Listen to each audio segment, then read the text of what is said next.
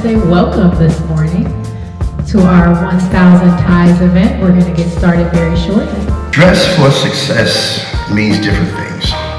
How you present yourself matters. It's about showing confidence, pride, readiness for the opportunity ahead. My name is Joanne Moss, and I am the founder and CEO of 1,000 Ties. And so our goal is to eliminate barriers, starting with something as simple as a tie.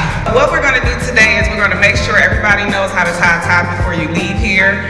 We're going to have some interactive activities, some Q&A, so you're going to have to wake up. We're good at making sure we point out the people that try not to make eye contact, so that's not going to help you today.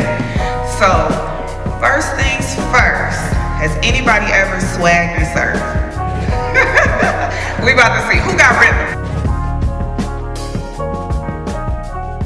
This is your village. These are people that you can connect with.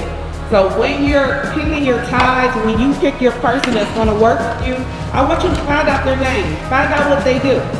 How many people here have a mentor? And I want to thank the superintendent for being here, and also all of the administrators and the staff that were here to help. They just came to volunteer, so I want to thank you for taking time out of your day to come out.